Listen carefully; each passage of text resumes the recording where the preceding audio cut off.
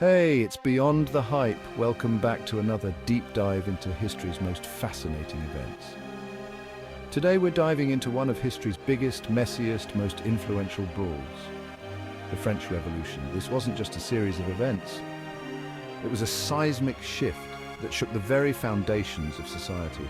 Forget powdered wigs and fancy cakes. This was about real people demanding real change. The common folk, tired of oppression and inequality, rose up to challenge the status quo. It's a story full of drama, violence, and ideas that would change the world forever. From the storming of the Bastille to the Reign of Terror, every moment was charged with intensity and passion. Buckle up, because we're about to explore why the French Revolution wasn't just a big deal. It was the big deal. It set the stage for modern democracy and human rights. Think about the rights you have today. Freedom of speech, the right to vote, maybe even the right to complain about bad coffee on the internet. These freedoms we often take for granted were hard-won through struggle and sacrifice. Yeah, a lot of that started right here. The principles of liberty, equality, and fraternity were born out of this tumultuous period. The French Revolution wasn't just about France. It was about the entire world waking up and saying, hey, maybe we should have a say in how things are run. Revolutionary ideas spread like wildfire, inspiring movements across the globe. It was chaotic, bloody, and confusing, but it also gave us some of the core values we still fight for today. The struggle for justice, equality, and human rights continues to resonate.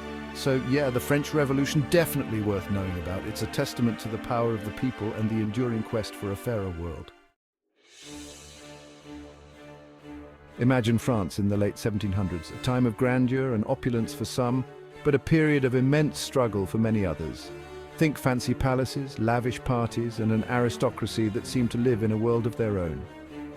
Picture King Louis XVI and Marie Antoinette draped in royal attire, enjoying the luxuries of their status, seemingly oblivious to the world outside their palace walls. Sounds nice, right? Well, not for everyone. While the elite indulged in excess, the common folk faced a starkly different reality. While the rich were busy eating cake, hosting grand feasts, and enjoying the finest things in life, the rest of France was struggling to afford even bread. The disparity was glaring and growing by the day. The economy was in the toilet with rampant inflation and widespread poverty, making daily life a constant battle for survival. Taxes were higher than a giraffe's knees, disproportionately affecting the poor who were already scraping by. The common people were basically treated like dirt, working tirelessly with little to show for their efforts.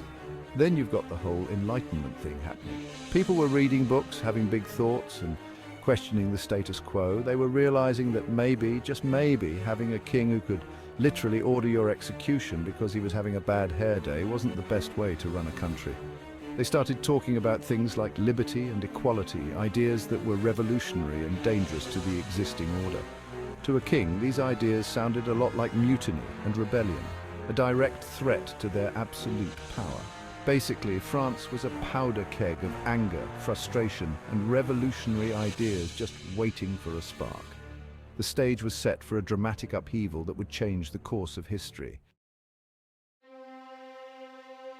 And boy, did that spark fly. July 14th, 1789, a date every history buff knows. A mob of angry Parisians, fueled by rumors and desperation, decided they'd had enough. Their target? The Bastille. A giant, gloomy prison that represented everything wrong with the monarchy.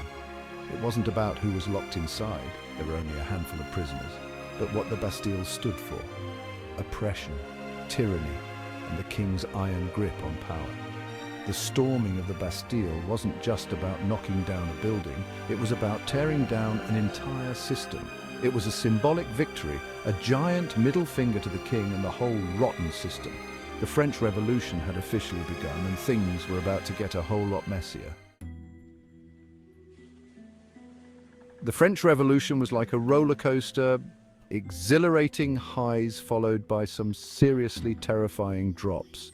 Enter the Reign of Terror, a period where the revolution, well, kind of lost its mind a bit, with enemies of the revolution lurking everywhere, or at least that's what the revolutionaries believed. Paranoia took hold. Led by the infamous Maximilien Robespierre, the guillotine became the unfortunate symbol of this bloody chapter.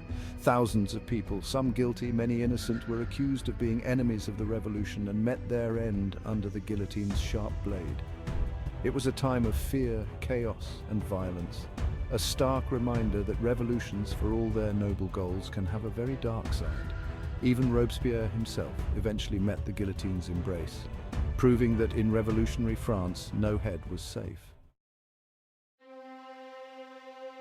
Section 5, Napoleon's rise from emperor to, well, you know, just when you thought France couldn't get any more dramatic, along comes Napoleon Bonaparte, a short dude with a big hat and even bigger ambitions. This guy wasn't just any military leader, he was a force of nature, a whirlwind of change that swept through France and beyond. A brilliant military strategist, Napoleon rose through the ranks during the chaos of the revolution, eventually seizing power in a coup and crowning himself Emperor of France. Talk about a glow-up. From a relatively obscure Corsican officer to the ruler of an empire, his journey was nothing short of extraordinary. Napoleon was a complicated figure, a military genius who conquered most of Europe, but also a dictator who shut down the free press and kind of forgot about that whole liberty thing the revolution was supposed to be about. He was a paradox, embodying both the revolutionary spirit and the authoritarian rule. He spread the revolution's ideas across Europe, but he also, conquered a bunch of countries. His Napoleonic Code reformed legal systems, but his military campaigns left a trail of destruction. He was both a liberator and a conqueror, a hero and a tyrant. In the end, Napoleon's ambition proved to be his downfall, leading to his defeat and exile. His insatiable desire for power and expansion stretched his resources thin and made him many enemies. The Battle of Waterloo was the final nail in the coffin, sealing his fate. The French Revolution might have started with the storming of the Bastille, but it ended with Napoleon's empire crumbling around him. His legacy is a complex tapestry of military brilliance, legal reform, and the stark reminder of the perils of unchecked ambition. Section 6, Louis XVI and Marie Antoinette. Fashionable, but not so fortunate. No story about the French Revolution is complete without mentioning the unfortunate souls who occupied the thrones.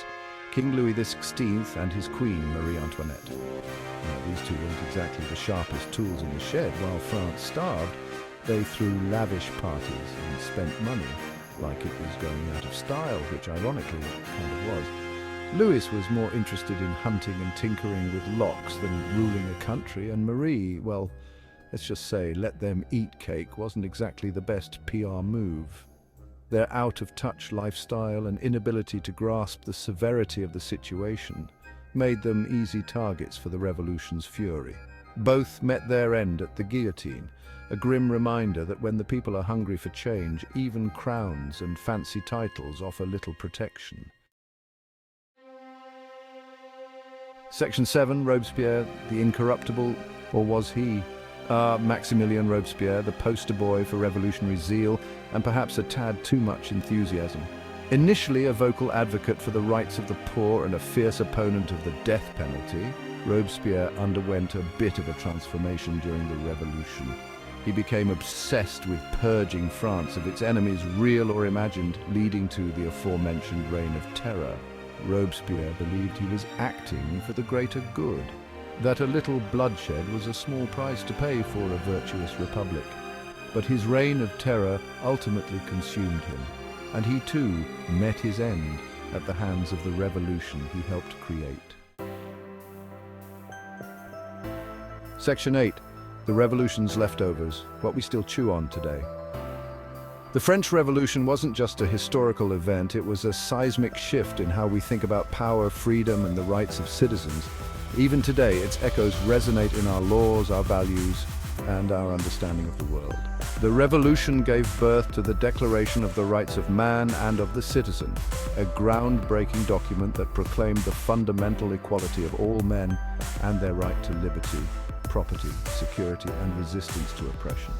It inspired countless other revolutions and movements for social justice around the world, reminding us that power ultimately resides in the hands of the people. Section 9, a world transformed liberty, equality, and a whole lot of change. The French Revolution was messy, violent, and often contradictory, but it was also a pivotal moment in human history. It challenged the very foundations of power, inspired countless movements for social justice, and left an indelible mark on the world we live in today. From the streets of Paris to the far corners of the globe, the revolution's call for liberty, equality, and fraternity resonated far and wide. It reminded us that even in the face of tyranny and oppression, the human spirit yearns for freedom and the right to shape its own destiny. Section 10. Peace out from beyond the hype. So that's the French Revolution in a nutshell, or should we say a guillotine basket. It was a wild ride, full of ups and downs, triumphs and tragedies, and a whole lot of bread-related anger. But most importantly, it reminds us that change doesn't come easy, that freedom is worth fighting for, and that sometimes even the most well-intentioned revolutions can have some pretty messy consequences. Peace.